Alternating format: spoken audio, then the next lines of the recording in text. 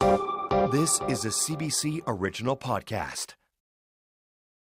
You are listening to Alone, a love story, and I'm Michelle Parise.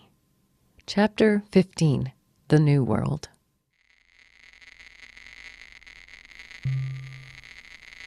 Food.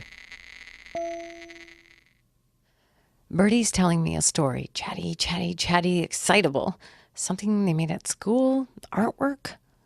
I'm only half listening as I scramble to make dinner out of whatever's in the fridge. She's 5 and in senior kindergarten at a new school, in this new neighborhood, in our new life. And then she's holding it in front of me, a drawing of 2 buildings. Under it, in her signature mix of upper and lowercase handwriting, it says, "I have 2 homes. They are across the strip from each other. I like that we live across the strip from each other."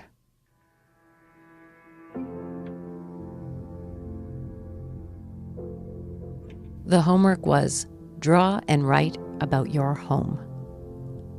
My homework is not to cry, to not burn this crap dinner I'm trying to cook, to not fall apart, to not fall down the well. My homework is to smile and say to her, "That's so great, Bertie." To kiss her and give her a squeeze. To take a photo of her drawing and post it on Instagram with #modernfamily and #co-parenting and #totally worth it. Because in making it public, it makes it more true. But in the darkness, at the very core of me, where I'm holding everything together to make her this pasta and not cry, I really want to write #she was supposed to have 1 home and #we should have been worth it. We should have been worth it. #thanks a lot, you fucking asshole. But I just make the pasta. I hold in the tears and the anger and the blinding, corrosive feeling of failure, and I just make the pasta. I make it. I just make it.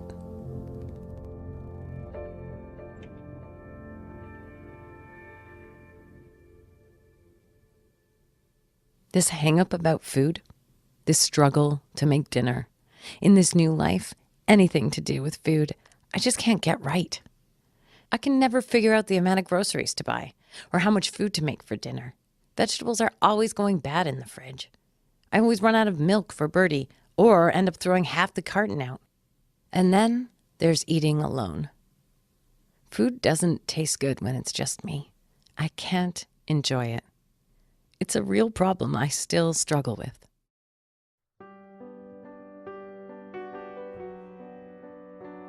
Eating a meal with people you love is the most important part of Italian life.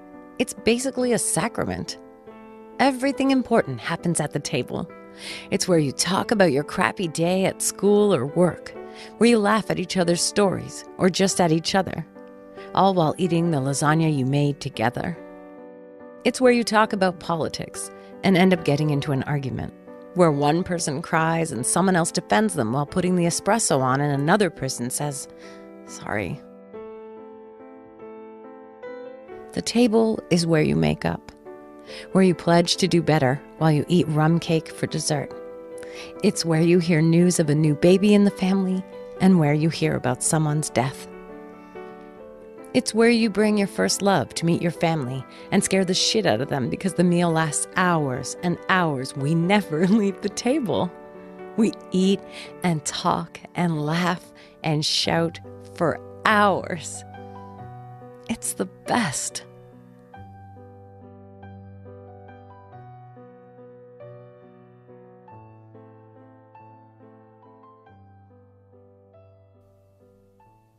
So how can you expect me to eat alone after 40 years of eating like that?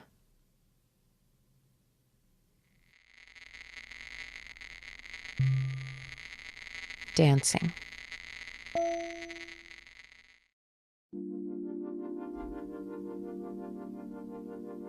We loved dancing together. I fell in love with him on the dance floor, back in 1999 when the ex-husband was just the scientist. Each week we'd all go to the dance cave, which is exactly what it sounds like. My boyfriend at the time, the musician, was the one that introduced me to the place, and I ended up spending most of my 20s there. When I watched the scientist dance, I felt electrified. He danced, I danced. I'd watch him, and he'd watch me. Later, when we were a couple, we danced together all the time, and when we did, it was pure joy I'd see on his face. He did crazy, hilarious dance moves, and I'd be so embarrassed, but also I couldn't stop laughing. I loved his crazy dancing. We had these moves we'd do together, these routines we'd bust out at whatever Italian wedding we happened to be at, which with a family as big as mine was always. My cousins adored him. They loved that this big, tall, waspy guy had no shame and would tear up the dance floor. Sometimes, when we'd lock eyes and get into one of our silly routines, the dance floor would part and everyone would make a little circle around us. I would be so uncomfortable with everyone looking, but he was so into it. It was infectious. My favorite part of these wedding receptions was when the old Italian waltzes would come on, all warbly accordions, and the old people would come out on the floor and partner dance so beautifully.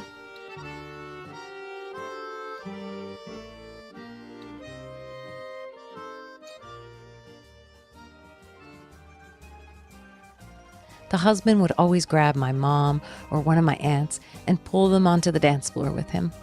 He didn't have a clue how to tarantella, but damned if he didn't try. He'd whip the older women around the floor and they'd have huge smiles on their faces, even though he was terrible at it. I'd watch him and my heart would swell 1,000 sizes, especially listening to my cousins. He's the best. You married the best. I thought so too. I really did. So is it any wonder their hearts broke when they heard what he did? Like all our friends and family, they felt betrayed too.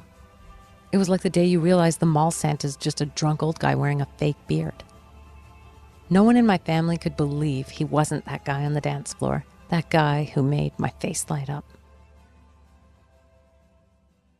But hang on, I was talking about dancing.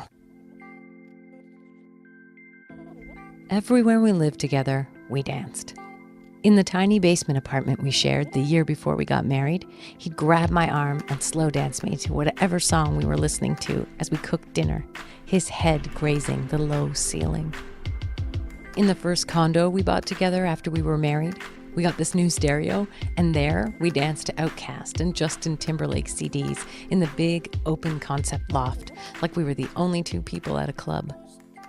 Each Christmas, when we decorated the tree, we'd listen to the Boney M Christmas album and Elvis's Christmas, and even to those cheesy old recordings, we'd still at least have one dance. Several times a year in the condo, we'd have these huge parties with 40 or 50 people from his world and mine, all mingling.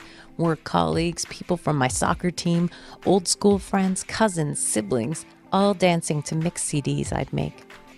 At 4 a.m., once everyone was gone, we'd clean up the bottles and the glasses, just the two of us. And then, dancing slowly in the kitchen, we'd talk about the night, our bodies pressed close, tired.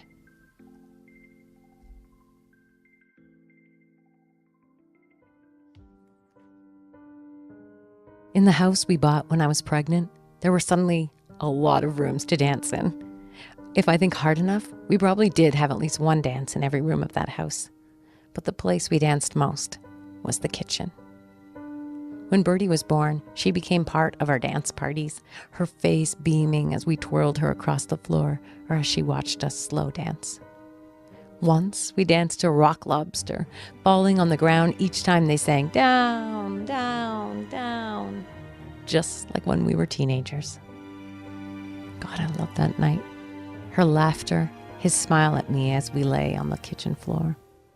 I can still see his face. I can see his expression exactly as it was. That was love, even if it's hard to imagine now.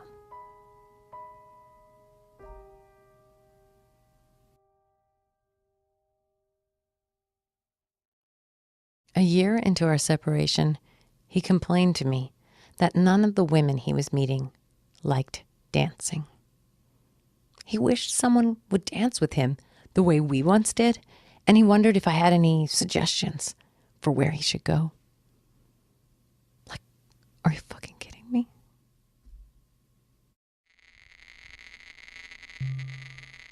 Revival.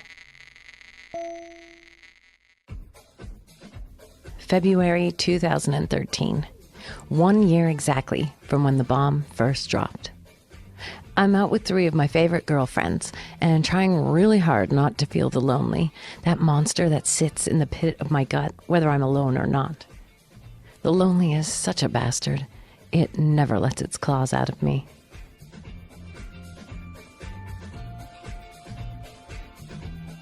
We're out dancing in a bar called Revival, drinking tequila like water. I see a super hot guy standing with a group of people, and something about him makes me want to get closer to him. No, he's not the man with the white shirt. Not yet. I'm walking towards super hot guy, trying to catch his eye, when a different man steps in front of me. He says, "Hey," with a nod of his head, so casually, so effortlessly, like he's been waiting there for me the whole night. No, it's not him either. Not yet. This guy is cool and cute and dressed really, really great. There's an immediate click between us, and I forget all about the original guy I was walking toward. We just start dancing and talking. At first, we try to guess each other's ages, and though he's convinced I'm younger than him, I know he will be wrong. I know I will be older. I'm always older. It turns out I'm right, but he's on this side of 30, so that's something. Then I make a game of trying to guess his astrological sign. I guess right on the first try. Taurus. He laughs. "All right, smarty, guess the exact day then." And just because I think the universe is always up to something, I say the ex-husband's birthday. And again, I'm right. They have the exact same birthday. Yeah.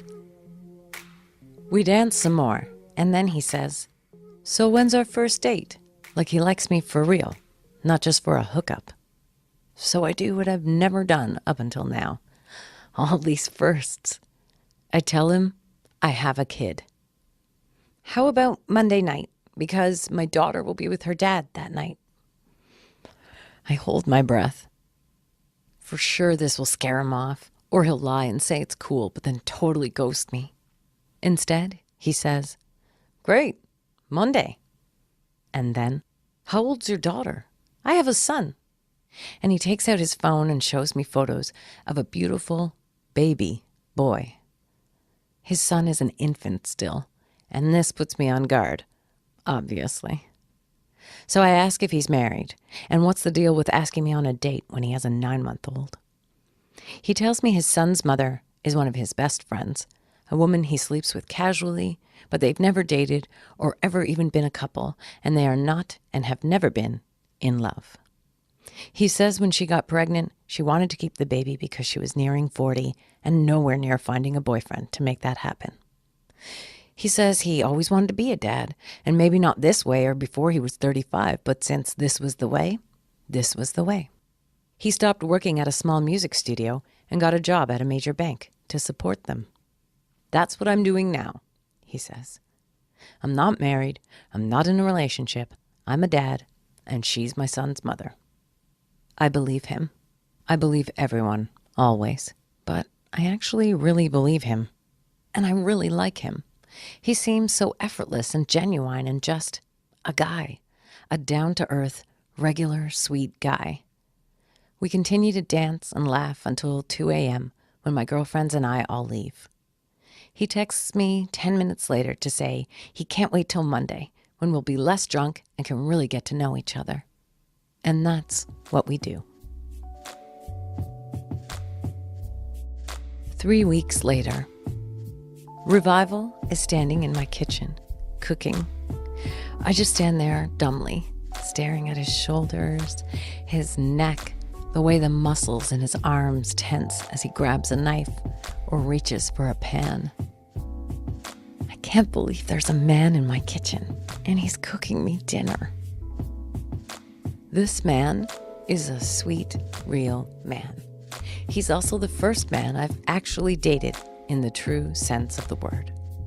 For our second date, we went to see a movie, and he had his arm around me the whole time. As the opening credits rolled, he leaned in close and whispered, "If this movie sucks, then you better be ready for my hands to be all over you." I giggled like a teenager. It felt so good to be in a movie theater with the arm of a cool, good-looking man around me, and the laughing and the popcorn and the regular people things. It felt so good after such a long stretch of getting drunk, meeting men, getting drunker, then having drunk sex. This felt different. It felt normal. And here he is, in my kitchen, cooking up jerk salmon with spinach. I hate salmon, but not tonight. The only other man that's cooked anything in this kitchen is my father. So tonight, I'm on a cloud 9 of epic proportions. I will eat salmon on this cloud, obviously. Also, I'm wearing the dress. The dress is the dress that, for whatever reason, renders them all dumb. It's my best dress for man killing. He looks over at me, his hands dirty from food prep, his brow slightly beaded with sweat. Damn, how am I supposed to cook with you looking like that? It's so unreal, this way he has about him. This thing where he tells me every chance he gets that I'm fucking awesome to behold. Remember, my self-esteem has been depleted to a big fat 0 thanks to the ex-husband, and I'm only slowly building it back. So in this kitchen, 1 year after the bomb, with my self-esteem hovering at only 30%, yes, I am wearing the dress to get exactly this reaction. And yes, I'm wearing high heels in my own apartment. So what? It's distracting the hell out of him. I feed him bits of crackers and cheese as he works. He kisses my fingers with each bite. We just met, but this feels like heaven to me. 2 people in a kitchen making dinner. I snap a photo of him as he cooks for me. This might never happen again, this thing where a sweet, good-looking man cooks for me in my kitchen, so I need photographic evidence. It's just his back in the photo. You can't see his face, just the gorgeous place I like to rest my head, there between his neck and his shoulder blade. Just his waist, his arms, all the places I love in this world, because they are a man's body. A man's body doing regular things, like reaching for the pepper grinder or trying to figure out how to work the timer on my oven. Once he figures out the timer, he puts the salmon in and turns and grabs me up into his arms and says, "I don't even care if we eat that anymore." I swoon, literally. And then we do it right there in the kitchen. And it's so beyond all the other guys put together. It still is, actually. More than a year later, we will find ourselves still talking about it. That's how large and mythical it is. "I always think about that time in the kitchen," he says in my bed one night, and I say, "So do I." But back to February and the salmon in the oven. After the magic goes down, we put all our clothes back on, smoke half a joint on the balcony, and sit down to dinner. "You have such nice things," he says about the table setting, and I say, "Of course, I was married, remember?" And we laugh. My things are nice.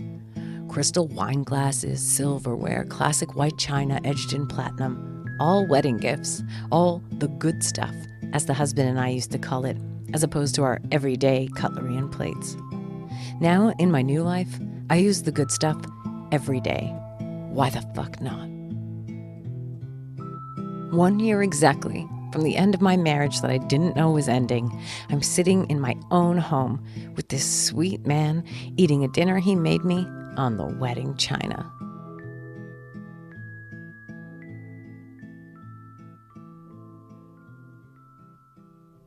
The next day, I bragged to 2 of my friends, Big Laugh and the Bright One, about how that was the greatest night I have ever experienced since the bomb. We're having lunch at work, and I can't talk about anything else. I describe the dinner and then the sex with way too much detail, but they're good sports. They were at Revival, the club, the night I met Revival, the man, and they approve, but they're wary of how quickly I'm getting carried away. They are right.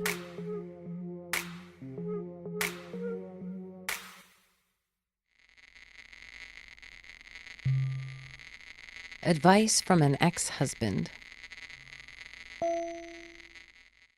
I have a little black book. Well, actually it's red, a little red notebook that I began writing everything in after the bomb.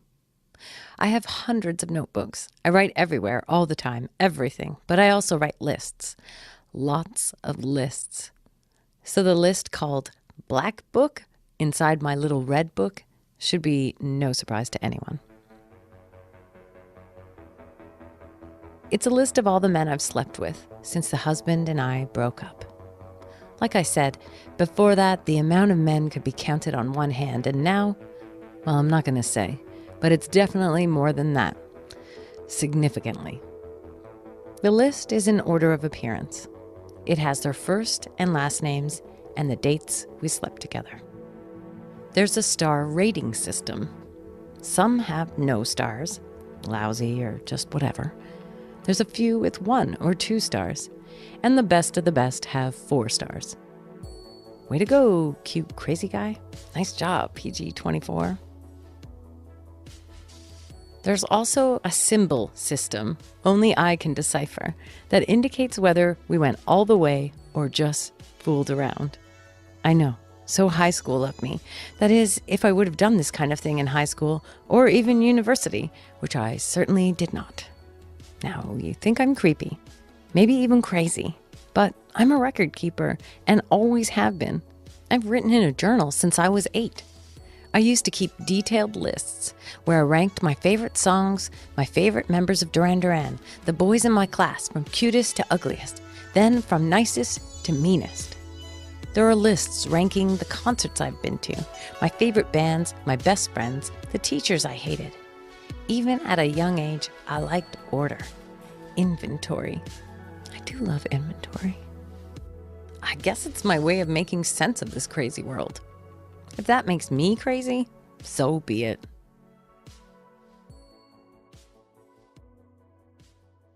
In addition to my black book list, the red book also has a list that's just about the ex-husband. It details every single time we've slept together since we moved into separate apartments. There's the date, followed by the location, followed by a short description of the action and our state of mind. June 20, my place. After tense phone call, he comes over. No alcohol. September 18, my place. He stays for hours and hours after, lying around and talking in my bed. He kisses the top of my head and says, "I love you," when he leaves. January 26, his place. Middle of the day for a whole 2 hours while Bertie is at a birthday party. There are a lot of entries. In fact, according to this list, for the first 6 months after we moved into separate places, we were sleeping together 3 times a week. That's more than some married couples. But somewhere in the second year of separation, things start to change. March 11, his place. Me despondent, go over in moment of weakness. Feels like nothing. Big, awful fight afterward. He is terrible to me. After that night, I swore it would never be again. I felt oddly at peace with it. Every time I would see him after that, he seemed more remote, more of a stranger. The longer I went without feeling his familiar body next to mine, the easier it was to defamiliarize myself with his heart. Over time, all that was left was a residual hurt, a precise but dull pain, a dent that was never fixed properly and just rusted over, corrosive and exposed to anyone else I tried to love. "You shouldn't be too good in bed, you know," the ex-husband says. "It's that terrible night. the one I swore would be the last. We're in his apartment, lying in his bed, post-sex, Birdie asleep in her room. Guys won't like that, he continues. You really shouldn't be this good the first time you're with them. And there it was. Dating advice from my ex-husband. Is this how it is then? Honestly, is this what I want? I feel like throwing up. There's suddenly no reason at all I should be lying there naked beside him.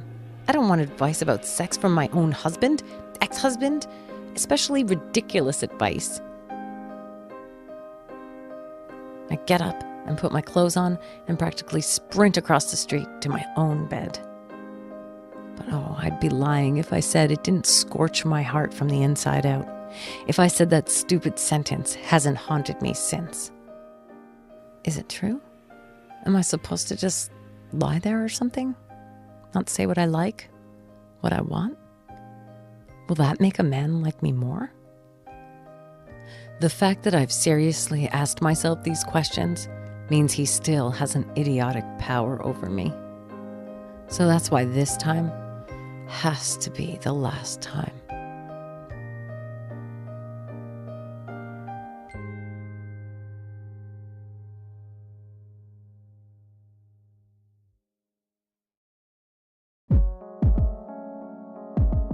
You're listening to Alone, a love story, written by me, Michelle Parise. It's a CBC original podcast. The story editor is Veronica Simmons. Alone is mixed and produced by me and Veronica in our hometown of Toronto.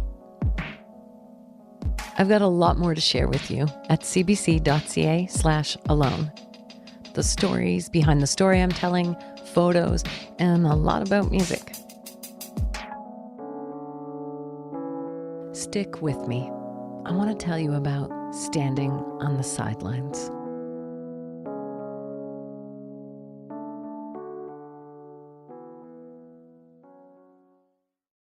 Hey, there's another CBC original podcast I want to tell you about, The Fridge Light. It's all about the hidden stories behind the food we eat. Hosted by culinary critic Chris Nuttall-Smith. Part science, part business, part psychology. Each episode reveals the unexpected backstory of one food phenomenon. Subscribe in Apple Podcasts or wherever you listen to Alone. For more CBC original podcasts, go to cbc.ca/original podcasts.